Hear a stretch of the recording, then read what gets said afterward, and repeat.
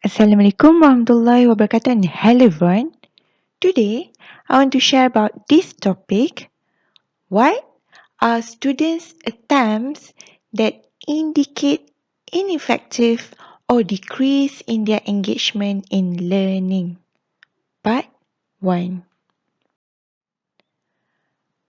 Alright, so now we are in part 2 on the process of academic failure. So for those of you who haven't watched my previous video, on why do year 1 medical students fail, please do so that you can have a general view and overview on the process of academic failure. Alright, so we will continue from student reactions to their mid-of-year assessment results. And there's already a video on this category, alright? And from students' reactions, it actually leads to 3 different types of attempts. Alright. So we can see here that there are 3 different types of attempts. And for the second one, attempts indicating increase in engagement, I've already shared a video on this. And please have a watch on part 1 and part 2 on what are students' attempts to increase their engagement in learning so that you can understand better on what is happening and what are the examples. And lastly, the third attempt. So from these 3, we can see that all of them leads to academic failure.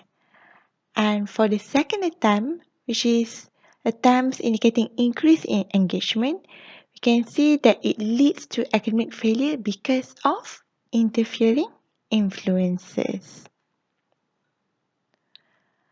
For today's video, I'm going to focus on the first attempt, which is attempts indicating ineffective or decrease in engagement.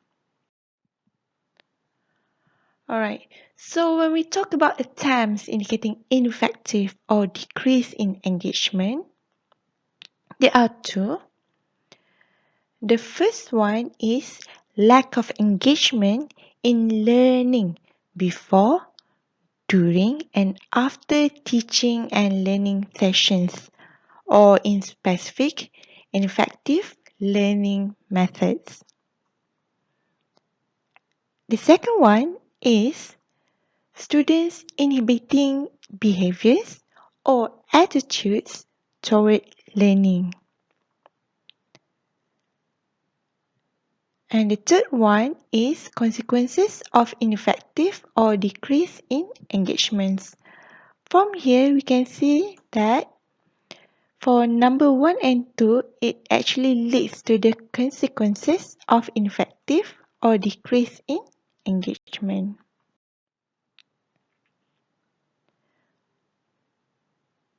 Alright, so for today's video, I'm going to focus on this one, the first one, which is lack of engagement in learning before, during, and after teaching and learning sessions in effective learning methods. So what are the examples of ineffective learning methods? First, some students or majority of the struggling students actually focus on memorization.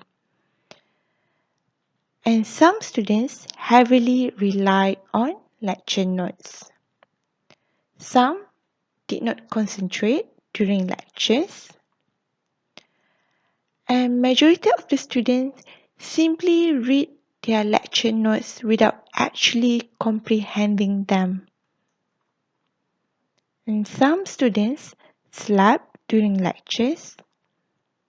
And majority of the students actually do last minute study. So these are the examples of ineffective learning methods. Now, I'm going to share with you stories, alright, 4 stories from 4 different students. The first one is Anne. Anne felt that she understood some parts of the lecture notes through reading. However, when she proceeded to the next part of lecture notes and forgot about the first part that she already read.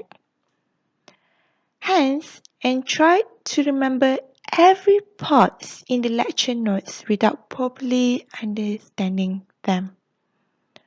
Right? So this is the first example, the first story. Now the second student is about R. R only studied up to 60 to 70% of the content for a topic, and he did not refer to other learning references. R admitted that he did not know the correct learning methods.